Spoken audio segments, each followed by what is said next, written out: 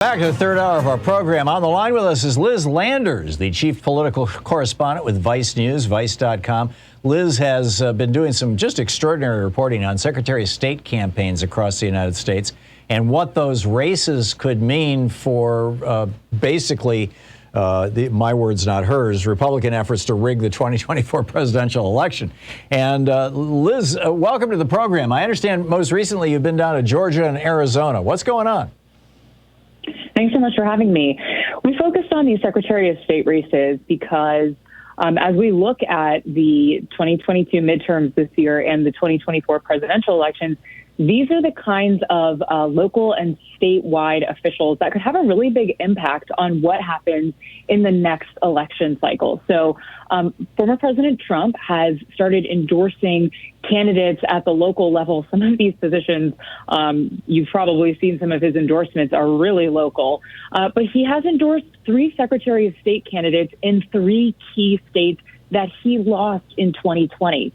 So 2 of those are Georgia and Arizona, where we voted. He's also where we reported, and then he's also endorsed in Michigan as well.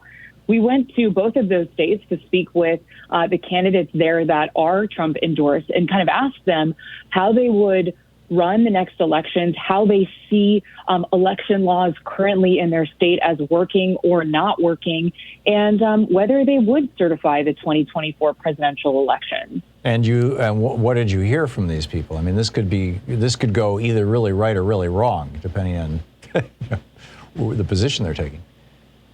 Absolutely. So in Georgia, I spoke with Congressman Jody Hice, who is going to leave Congress if he wins the Secretary of State role. And Jody Hice said that he feels like he was called to run for this job because he said that the current Secretary of State, Brad Raffensperger, who maybe some of your listeners have heard of before, he's probably the only Secretary of State in America that people might be able to name by name. Mm-hmm. He feels that Brad Raffensperger did not investigate all potential fraud that happened in the 2020 election there. And Hice says that some of the bills that have passed in Georgia in the last year, SB 202, that's that really sweeping election bill that they passed last year right after the 2020 election, he feels that that bill was kind of laying a foundation in Georgia, and he hopes and thinks that perhaps there will be more laws passed in their legislative state house session that's happening right now. I asked him if he would be open to completely getting rid of ballot drop boxes in the state of Georgia, and he said that he doesn't see a need for ballot drop boxes in that state. So it kind of gives you a sense of how someone like Jody Hice would be the Secretary of State there. And I have to say, when we were down there, we spoke with regular folks, voters who came out to hear Hice speak at this county Republican meeting that we were at. And people were excited about him because there are a large number of voters, I think, in a lot of these swing states who really have bought into kind of the big lie that the former president has told. And they feel like the elections were stolen. Someone like Jody Hice is promising that he will fix that. That's an enticing message for some of these voters. Has he gone so far as to say that if he thinks that there was something hinky going on, that he's just going to throw out the votes in particular areas, like in Fulton County, for example? Well, I asked him about whether he thought that President Biden won the presidency fairly, and he said that he did not think that Biden won the state of Georgia. He did not want to get into whether Biden won other states. He said he hadn't looked into that, but he still believes, this is more than a year later after the 2020 election, of course, he still believes that former President Trump won the state of Georgia.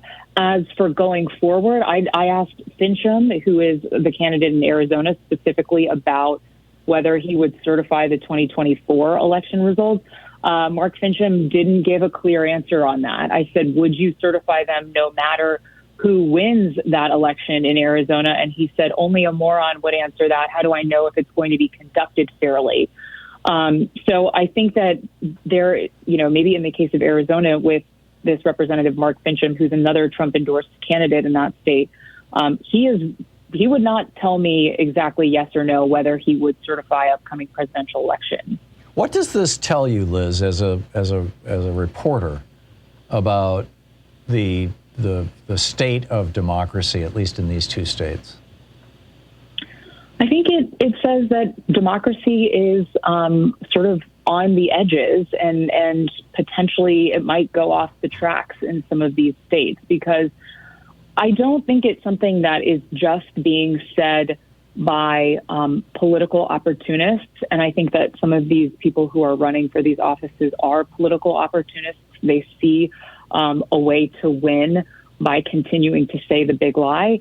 I think that there are voters now across the country, and I have really experienced this in the last year of reporting on democracy kind of in peril, that there are a lot of people who believe Donald Trump when he says that the election was stolen. And I think January 6th was a kind of flashpoint, a breaking point for a lot of these people who truly believed in their deepest hearts of hearts that the election was stolen, and that's why they went up to the Capitol, because they thought they had a right to protest and overthrow some kind of coup that they saw with Biden taking office. But I think that some of these Secretary of State races and the midterm elections that we're going to see in this next year are laying kind of the groundwork for what could happen in 2024 in terms of potential election deniers and people who refuse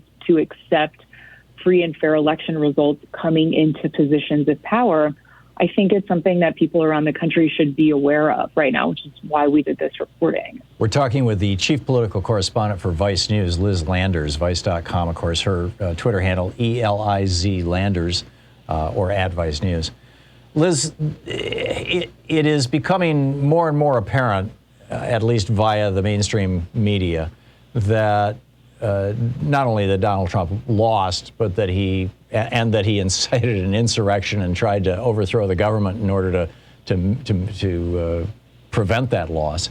But just at a whole bunch of different levels, that the guy is a liar, a grifter, a thief.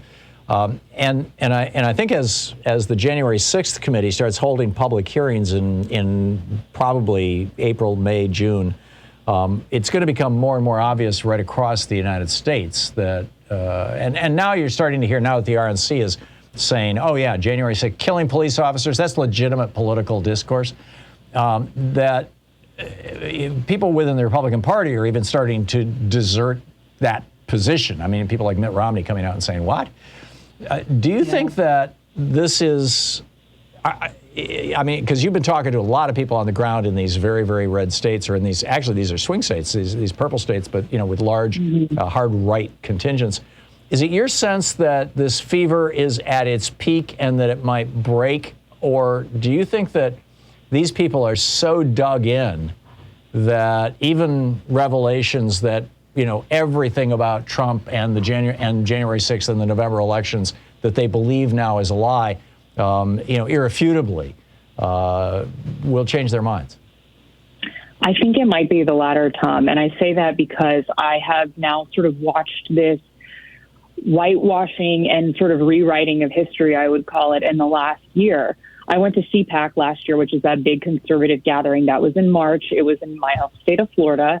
And talked with people. A lot of people who I spoke with at CPAC were at the January 6th event. And there was a very interesting kind of justification that I heard from young attendees at CPAC who said, I was there on January 6th, and it was a beautiful political protest.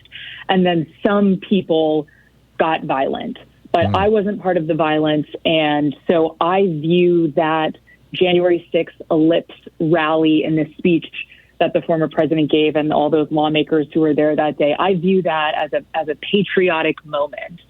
And then I was down in Dalton, Georgia, in Marjorie Taylor Greene's district in May of last year, and spoke with an older gentleman from around that area in northern Georgia who told me that he thought it was a false flag operation, and that he was hearing that on podcasts, conservative-leaning podcasts, and Rumble feed. I think that there has been a steady dissemination and rewriting of what occurred on January 6th really since it happened. And I do think that there are people that are dug in on the big lie. In Arizona just a few weeks ago when I was there in early January, I'm still hearing from people who do not, when I ask them about whether, well, Bill Barr said that there was no Antifa there that day on January 6th. People do not believe any of that. There's such a dissonance between what people are hearing kind of in mainstream news outlets and the utter lack of trust in any kind of mainstream news and what they are hearing from their favorite podcasters, from Steve Bannon's podcast, from Mike Lindell, who goes on a lot of these shows, from OAN, from Newsmax, from some of these very conservative news outlets that are pushing a lot of this. I hate to be the bearer of bad news, but I do think that people are dug in on this, and it might not break, and people might not see the truth and reality. Well, it's not like there's not a precedent. I mean, in the 80s, Louise and I moved from Michigan down to Georgia, or from New Hampshire down to Georgia, and put our kids in the public schools. And one of them came home one day. I said, "What did you learn in school today?" And he says, "I learned about the War of Northern Aggression, how the big banks in New York started the Civil War." And I'm like, "What?" And that was 120 years after the fact, right? I mean, so the big lie can survive. Well, that was 5 generations. I mean, it can survive a long, long time. But amazing reporting, Liz. You're doing a great job, and thanks so much for dropping by and sharing your insights with us. I do appreciate it.